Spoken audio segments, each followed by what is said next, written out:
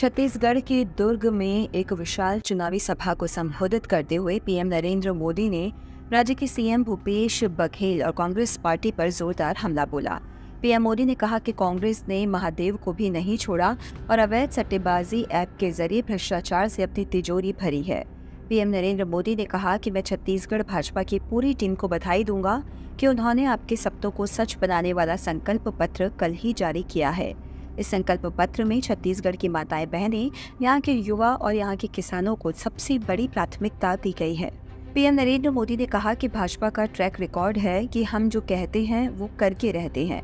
छत्तीसगढ़ को भाजपा ने बनाया और मैं गारंटी देता हूं कि छत्तीसगढ़ को भाजपा ही संवारेगी।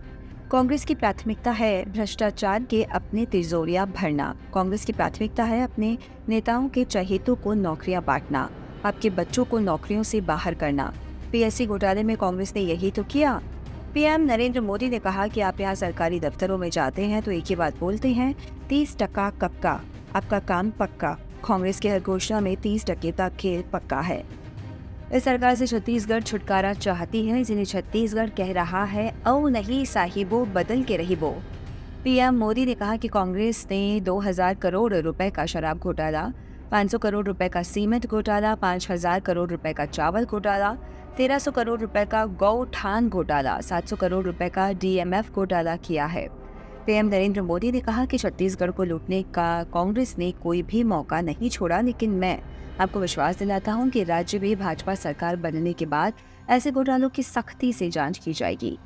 आपका पैसा लूटने वालों को जेल भेजा जाएगा। छत्तीसगढ़ की कांग्रेस सरकार ने तो महादेव के नाम को भी नहीं छोड़ा है। 2 दिन पहले ही रायपुर में बहुत बड़ी कार्रवाई हुई है। रुपयों का बहुत बड़ा ढेर मिला है। लोग कह रहे हैं कि ये पैसा सट्टेबाजों का है, जुए का खेल खेलने वालों का है, जो उन्होंने छत्तीसगढ़ के गरीबों और नौजवानों को लूट कर जमा किया है। लूट के इसी पैसे से कांग्रेस के नेता अपना घर भर रहे हैं। पीएम नरेंद्र मोदी ने कहा कि यहाँ की सरकार और मुख्यमंत्री को छत्तीसगढ़ की जनता से बताना चाहिए कि दुबई में बैठे इस घोटाले के आरोपियों के साथ उनके क्या संबंध हैं। आखिर ये पैसा पकड़े जाने के बाद यहाँ के मुख्यमंत्री क्यों बौखला गए हैं। मोदी को तो ये कांग्रेसी दिन रात गालियां देते हैं, लेकिन यहाँ के मुख्यमंत्री अब देश के सुरक्षा बलों और जांच एजेंसियों को भी गाली देने लगे हैं। लेकिन मैं छत्तीसगढ़ के अपने भाइयों बहनों से कहूँगा कि ये मोदी है, गालियों से डरता नहीं है। भ्रष्टाचारियों का हिसाब करने के लिए ही तो आपने मोदी को दिल्ली भेजा है। छत्तीसगढ़ के गरीब को लूटा है, उस पर कार्रवाई होकर रहेगी। उससे पाई पाई का हिसाब लिया जाएगा। छत्तीसगढ़ की भ्रष्ट सरकार ने एक के बाद एक घोटाले करके आपका विश्वास तोड़ा है। पीएससी और महादेव ऐप घोटाला तो चर्चा में है ही। कांग्रेस सरकार के रिपोर्ट कार्ड में घोटालों की कमी नहीं है।